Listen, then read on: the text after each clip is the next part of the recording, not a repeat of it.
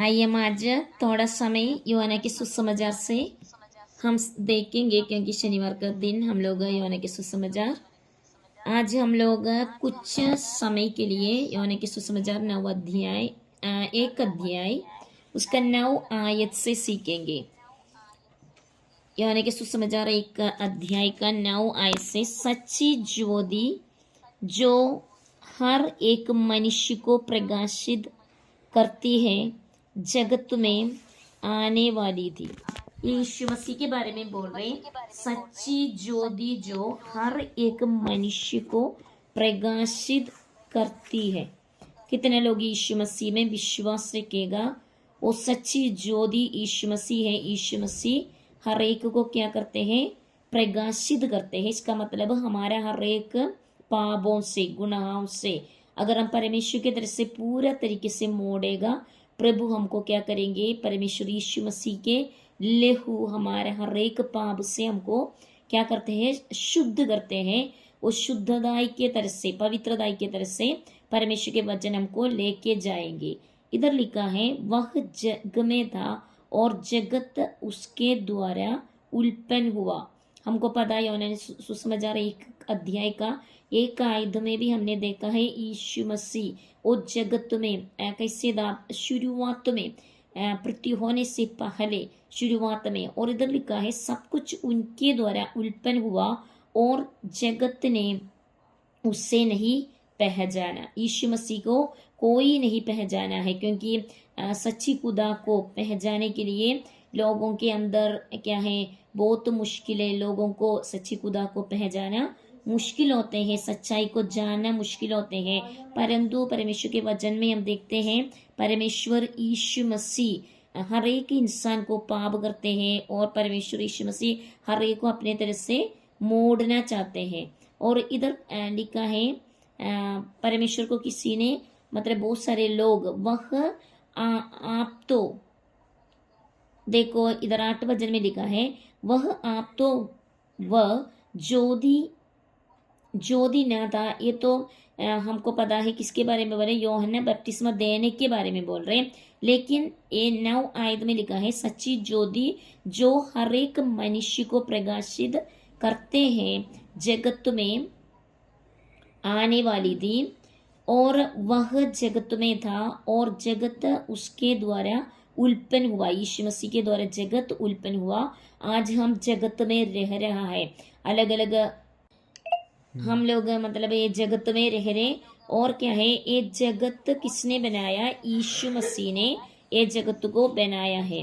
वह अपने घर आया और उसके अपनों ने उसे ग्रहण नहीं किया। देखो, यीशु मसीह ये दुनिया में आया, लेकिन यीशु मसीह को लोग ग्रहण नहीं किया, परंतु जितनों ने उसे ग्रहण किया उसने उन्हें परमेश्वर के संतान होने का अधिकार दिया है। देखो, परमेश्वर ने कितने लोग यीशु मसीह को ग्रहण किया है? वो परमेश्वर के, परम ईश्वर का संतान बनने का अधिकार हमारे अंदर एक अधिकार, वो पिता पुत्र जैसे एक पुत्रत्व का आत्मा परमेश्वर को देते हैं। अर्थात उन्हें जो उसके नाम पर विश्वास रखते हैं। हम लोग यीशु मसीह को ग्रहण करते हैं, यीशु मसीह के नाम पर विश्वास रखते हैं, और परमेश्वर क्या देते हैं हमको? परमेश्वर के बच्चे होने का अधिकार देते हैं। अधिकार मतलब हमको पता है क्या है? हमारे एक हक बन जाते हैं परमेश्वर के स्वर्गीय सिंहासन के सामने कभी भी हम जा सके और उनको अब्बा पिता बुलाने का और परमेश्वर के पीछे चलने का, परमेश्वर के वचन के अनुसार हमारा जिंदगी को बिताने के लिए परमेश्वर हमारे जीवनों में क्या करते हैं? आशीष देते हैं। और इधर परमेश्वर के वचन में यूहन्ना के सुसमाचार हम लोग 12 अध्याय में जाएंगे। उसका 12 अध्याय का 46 आयत से मैं आपको पढ़ना चाहते हैं। 12 का 46 आयत से कुछ वचनों को हम पढ़ेंगे। इधर परमेश्वर के वचन में लिखा है, मैं जगत में ज्योति होकर आया हूँ, कौन बोल रहे? यीशु मसीह बोला, मैं जगत में ज्योति होकर आया हूँ ताकि जो कोई मुझ पर विश्वास करे, देखो जो कोई यीशु मसीह पर विश्वास करे वह अंधकार में न रहे।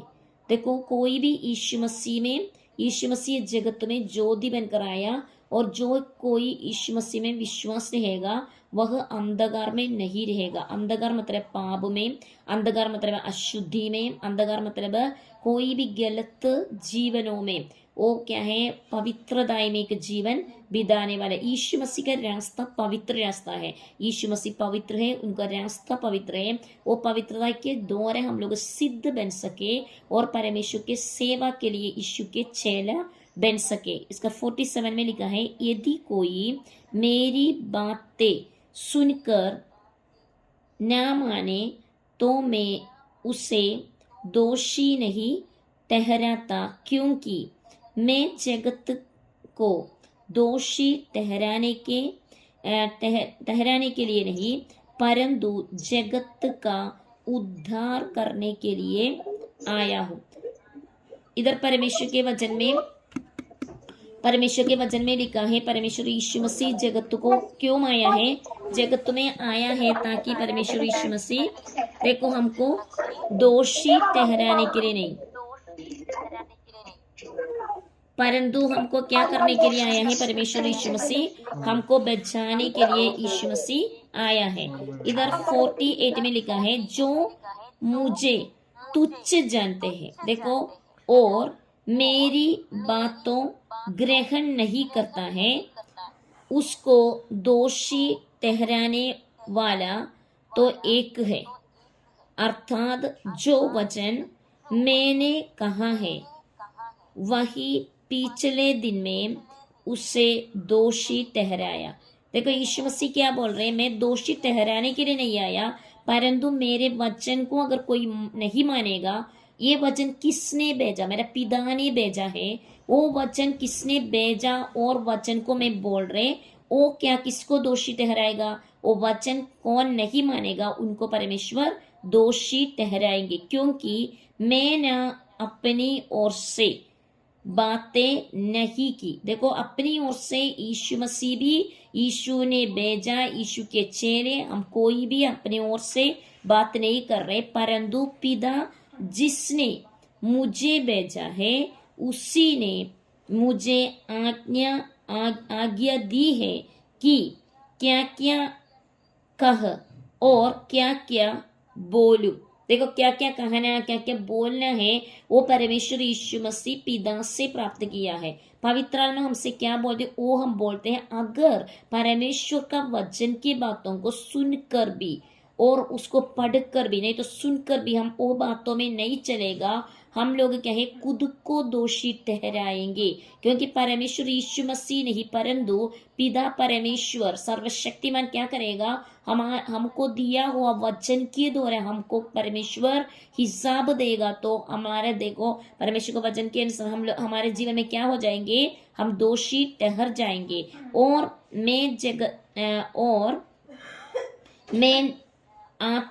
मैं जानता हूं कि उसकी आज्ञा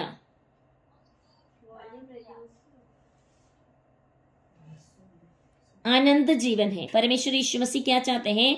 एक एक वचन के द्वारा हम लोग क्या प्राप्त करें? जीवन। वो जीवन क्या है? आनंद जीवन हम लोग प्राप्त करें। जिसलिए मैं जो बोलता हूं वह जैसा पिता ने मुझसे कहा है। देखो क्या परमेश्वर पिता ने कहा है, वो ही यीशु मसीह पवित्र आत्मा के द्वारा हमारे साथ बातचीत कर रहे। आज भी परमेश्वर यीशु मसीह के वचन, पवित्र आत्मा के द्वारा लिखा हुआ वचन, पवित्र आत्मा के द्वारा हम लोग बोल रहे, वैसा ही बोलता हूँ। देखो परमेश्वर यीशु मसीह कैसे वचन दिया वैसे बोलते, लेकिन ये वचन को अगर हम नहीं मानेगा, यही वचन हमको क्या है? हमारे उद्धार का कारण बनेंगे, यही वचन हमको दोषी भी ठहराएंगे। इसी कारण हमारे जीवन में हम लोग परमेश्वर के वचन को मानकर हम लोग दोष से बाहर आ सके, हम दोषी ठहरने के लिए वचन सुनना नहीं, हम लोग वचन को पालन करके उद्धार के तरह से, पवित्रदायी के तरह से, आनंद जीवन के तरह से हमारे जीवन को बिताना चाहिए। क्योंकि परमेश्वर वचन हमको दे रहे ताकि हम लोग वचन के अनुसार हम लोग शुद्ध हो जाए, पवित्र हो जाए। उसके 1 अध्याय का 4 और 5 वचन में आपके सामने पढ़ना चाहते हैं। उसमें जीवन था। किसमें जीवन था? यीशु मसीह में। वो वचनों में जीवन था और जीवन है, और वह जीवन मनुष्यों की ज्योति थी। देखो, यीशु मसीह के अंदर जीवन, वो जीवन मनुष्यों का ज्योति है, और वो जीवन क्या है? आनंद जीवन है। अगर हम लोग यीशु मसीह के वचन, वो वचन क्या है? जीवन है। वो जीवन हमारा ज्योति है, और आनंद काल के लिए हमको ये वचन लेके चले जाते हैं। और इधर लिखा है, और ज्योति अंधकार में चमकती है। ज्योति क्या करते हैं? अंधकार में चमकती है, और अंधकार ने उससे ग्रहण न किया। देखो, ज्योति अंधकार में क्या करते? चमकती है। इसका मतलब वचन, अगर ये पाप वाला अंधकार में अशुद्ध ये दुनिया में क्या है? ये वचन चमकते हैं, वचनों में चलने वाला चमकते हैं। क्योंकि हम लोग अंधकार का नहीं, संतान नहीं, परंतु हम ज्योति के संतान है, परमेश्वर यीशु मसीह के प्रकाश के संतान है।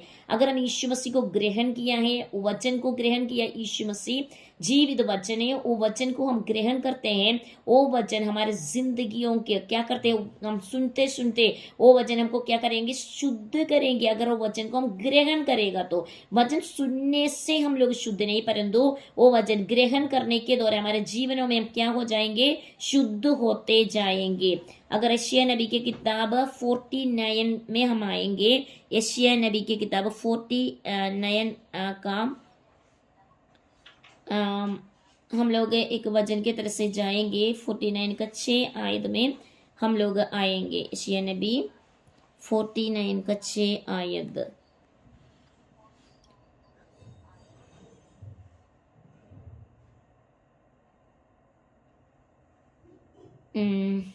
यशायाह नबी की किताब 49 में आपके सामने पढ़ना चाहते हैं। उसका 9 आयत में हम लोग आएंगे। ये यशायाह एक भविष्यवक्ता था। इस्राएल में एक बहुत बड़ा भविष्यवक्ता। उन दिनों में देखो, बहुत सत्ता उनके जीवन में आ गया। सच्चे जीवन के साथ, पवित्रताई के साथ जीवन बिताकर परमेश्वर के वाणियों को लोगों के बीच में देने के कारण उनको मार भी डाला गया। उन्होंने लिखा, पवित्र आत्मा के द्वारा लिखा हुआ वचन है 9 आयत, 49 का 9 आयत। और जो अंधियारा में है उनसे कहा, उनसे कहे। देखो, इधर लिखा है, और जो अंधियारा में है उनसे कहे, अपने आप का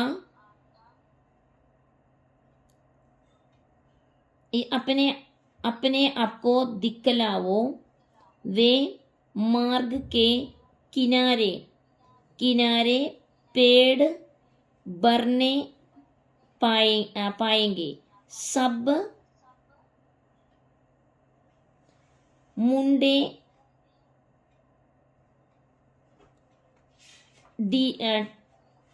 ढीलों पर भी उनको चराई मिलेगी।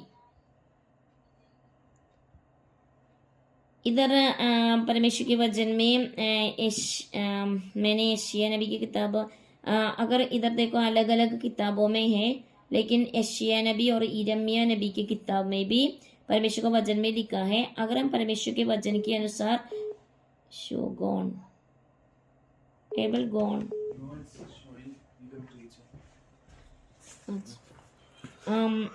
परमेश्वर के वचन में हम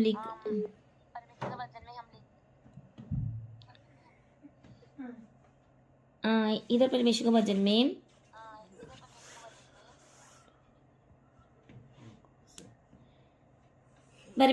में लिखा है, हमको परमेश्वर यीशु मसीह हर एक अवस्थाओं में हमको संभालने वाला परमेश्वर है।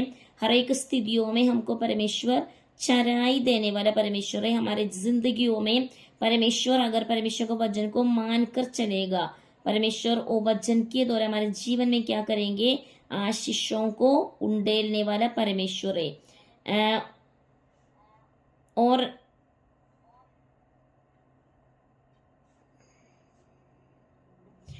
देखो अंधियारे में कौन कौन चलते हैं उनको परमेश्वर क्या कहते हैं, अपने आप को दिखलाओ, मार्ग के किनारे किनारे पेड़ भरने पाओ। देखो परमेश्वर के वचन क्या कहते हैं, अंधेरे में रहने वालों को परमेश्वर क्या है, रास्ता दिखाने वाला परमेश्वर है। हमारे परमेश्वर हमारे जिंदगियों में अगर हम लोग रास्ता नहीं देखते हैं जिंदगी का, और परमेश्वर बोल रहे हैं मैं रास्ता दिखाने वाला परमेश्वर है। पहले तेसलोनी 5 अध्याय में हम चले जाएंगे। पहले तेसलोनी 5 अध्याय,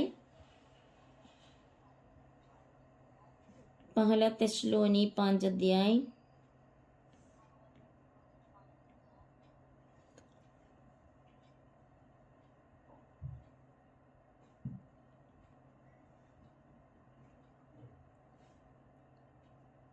और 4 से लेके कुछ वचन को हम देखेंगे।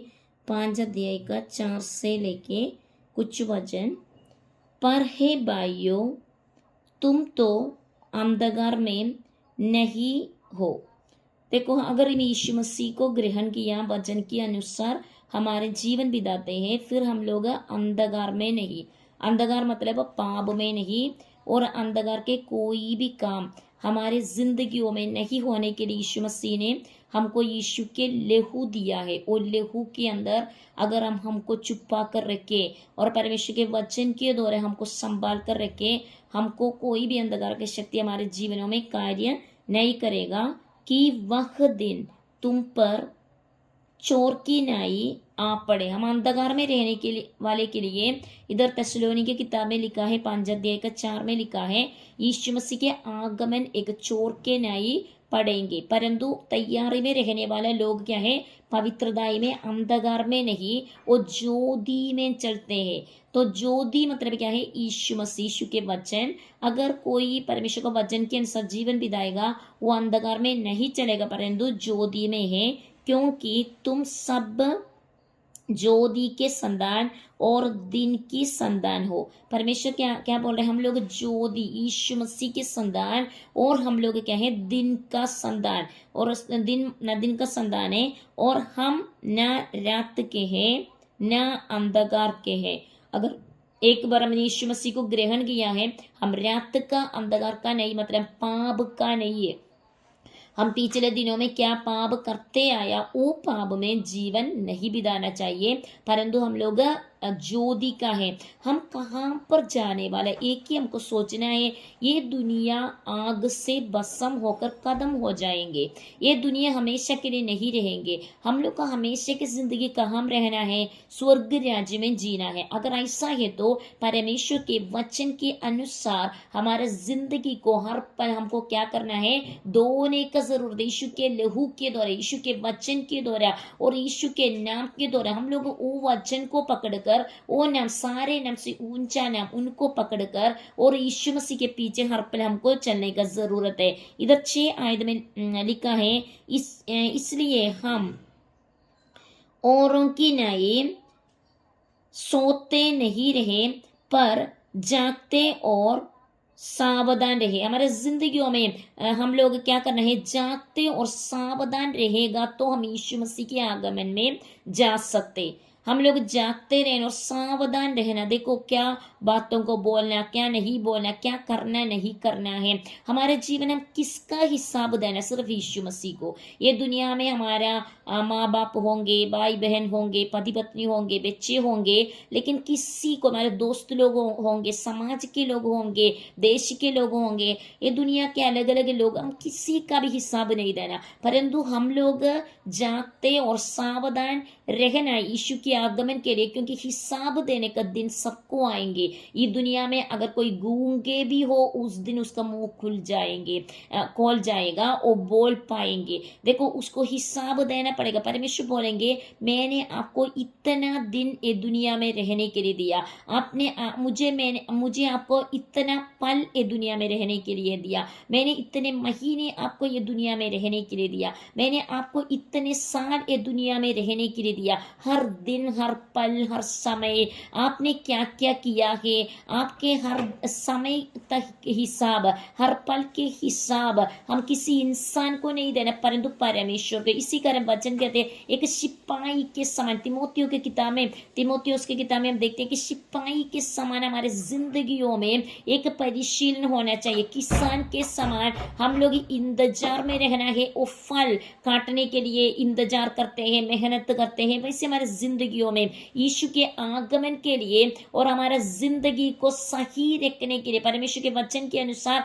सही रखने के लिए हमारे जीवन होना चाहिए। परमेश्वर ये चाहते हैं हमसे कोई भी छूट नहीं जाए परंतु स्वर्ग राज्य के हम लोग बागी बन जाए। क्योंकि इधर लिखा है क्यों जो सोते हैं वे रात ही को सोते हैं और जो मतवाले होते हैं वे रात ही को मतवाले होते हैं, पर हम तो दिन के हैं।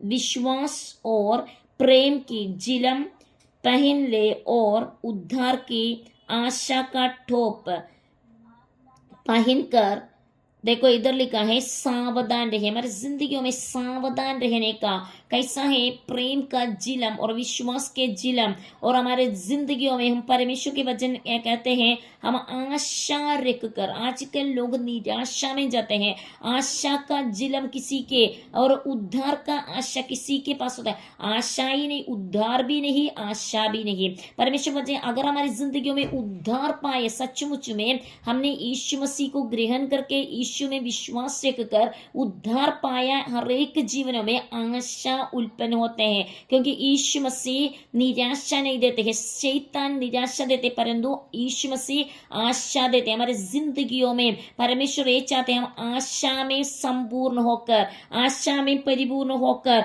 हम परमेश्वर के वचनों में अटल रहने के लिए परमेश्वर ने हमको बुलाया। हमारी जिंदगियों में हम किसी बात के लिए परमेश्वर को वचन कहते हैं चिंता मत करना, परंतु हमारे जीवनों में क्या होना चाहिए, आशा के बात हमारे जिंदगियों में होना चाहिए। इब्रानियों की पत्री 11 अध्याय में मैं आपको लेके जाना चाहते हैं। ये 11 अध्याय पूरा पढ़ेगा तो पूरे विश्वास की कहानी, अलग अलग लोग कैसे विश्वास किया, इसके एक आयत में लिखा है। देखो इधर लिखा है अब विश्वास आशा की हुई वस्तुओं का निश्चय। हमने क्या आशा करके, कुछ वस्तु के लिए मैंने आशा करके रखा है, उसका निश्चय है विश्वास। विश्वास क्या होते हैं, हमने कुछ आशा करके कुछ वस्तु के लिए आशा किया है, किसी का नहीं परंतु क्या है प्रभु हमको देगा बोला है, वायदा किया, उसके लिए हम लोग क्या किया है, आशा रख, विश्वास रखा है आशा करके। वो क्या है, उसका निश्चय को हम लोग विश्वास बोलते हैं। निश्चय मतलब हम कभी फिर डगमगाते नहीं, हम लोग अटल रहते हैं, प्रभु समय पर वो काम करने वाला है। और अनदेखी वस्तुओं का प्रमाण है। अनदेखी वस्तु हमने देखा तो नहीं है परंतु हमको पता है ये होने वाला है, तो उसका प्रमाण है विश्वास। सो इसलिए परमेश्वर के वचन के अनुसार वो विश्वास के द्वारा हम लोग यीशु मसीह में विश्वास रखने द्वारा, हमारे मर्जी कुछ भी बातों के लिए हम विश्वास नहीं रखते परंतु हर एक बातों के लिए हम परमेश्वर की इच्छा ढूंढते हैं।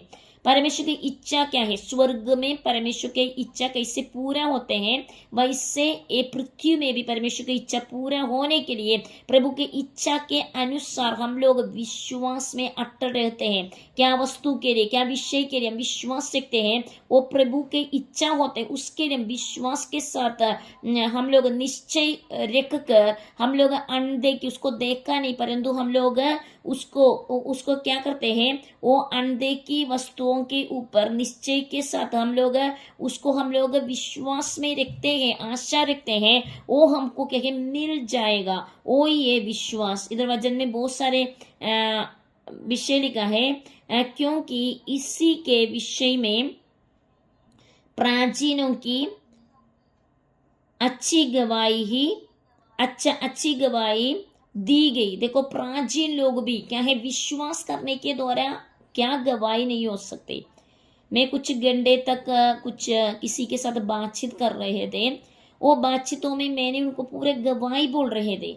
देखो मुझे और शब्द नहीं है, लेकिन परंतु किसी को बोला नहीं, परंतु परमेश्वर की उपस्थिति में गुड़ने पर होकर विश्वास के साथ प्रभु की इच्छा के अनुसार क्या क्या विषय के लिए प्रार्थना किया, वो विषय में परमेश्वर ने कैसे उत्तर दिया है, वो हमारे गवाही है।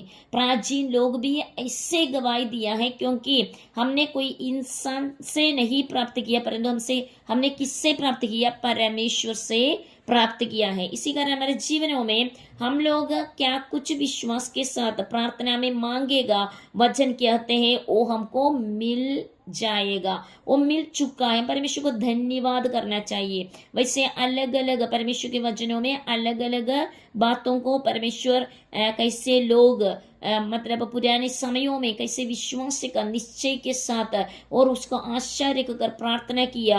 देखो उनके सामने कोई और गवाह तो नहीं था, परंतु वो लोग ने परमेश्वर पर विश्वास, उनको पता था कौन है परमेश्वर, हमारा परमेश्वर कौन है, हमको पता चलेगा। हम लोग अटल विश्वास में रहना चाहिए। इधर हम लोग यूहन्ना की सुसमाचार 6 अध्याय में वापस हम लोग आएंगे। यूहन्ना के सुसमाचार 6 अध्याय में उसका 32 आयत में आपके सामने पढ़ना चाहते हैं।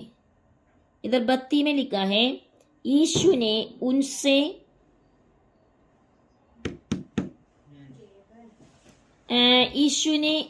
उनसे कहा, मैं तुमसे सच सच कहता हूं कि मूसा ने तुम्हें वह रोटी स्वर्ग से न दी, परंतु मेरा पिता तुम्हें सच्ची रोटी स्वर्ग से देती है। और अगले वचन में 33 में लिखा है, क्योंकि परमेश्वर की रोटी वही है जो स्वर्ग से उतरकर जगत को जीवन देती है।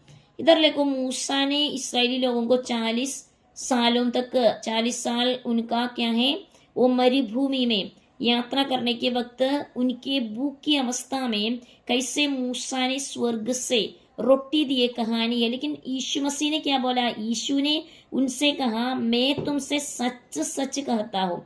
देखो हम लोग मूसा दिया बोलते, परमेश्वर यीशु मसीह बोले वो नहीं है, लेकिन सच सच कहता हूं कि मूसा ने तुम्हें वह रोटी स्वर्ग से नहीं दी, परंतु मेरा पिता तुम्हें सच्ची रोटी स्वर्ग से देता है।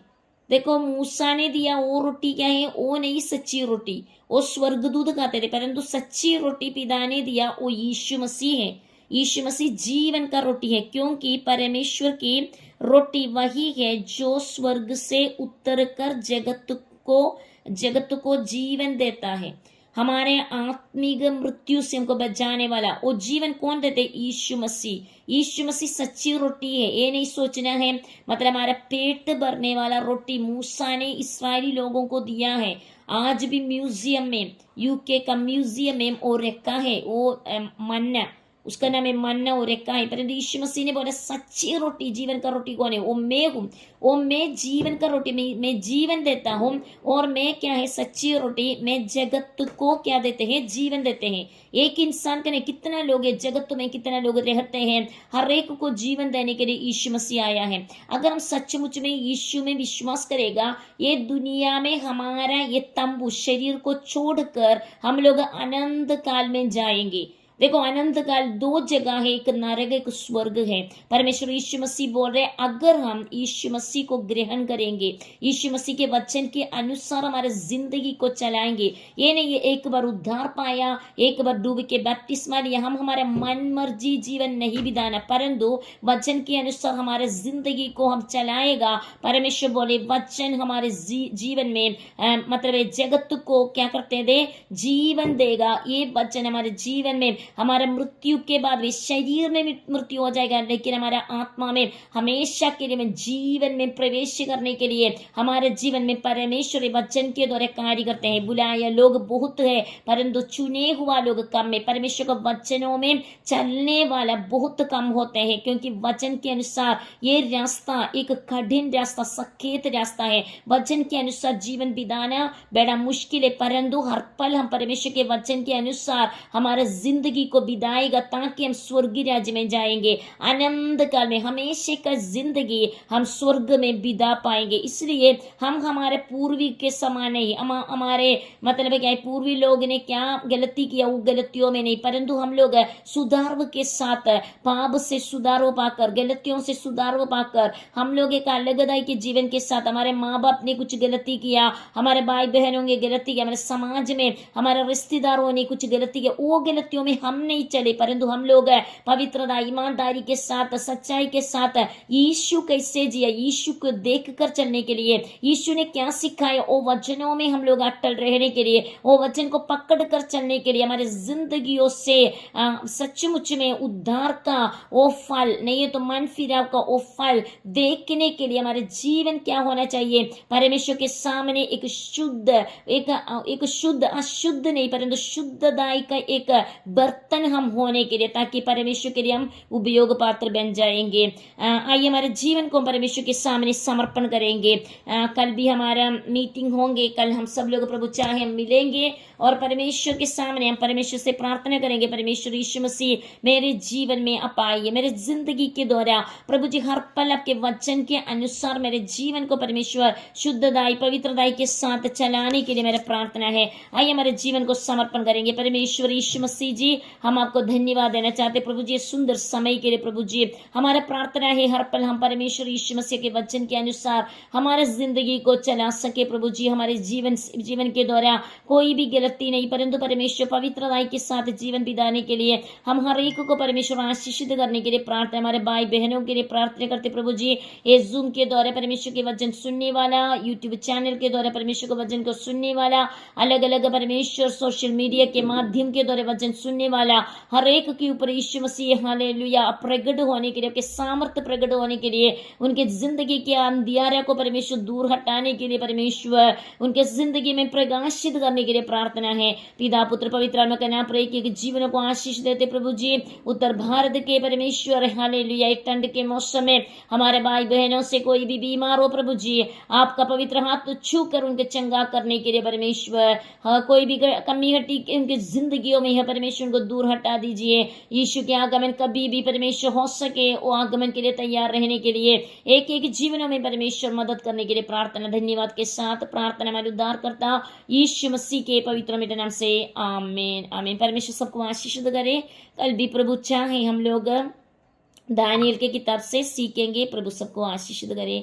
सबको जय मसीह की।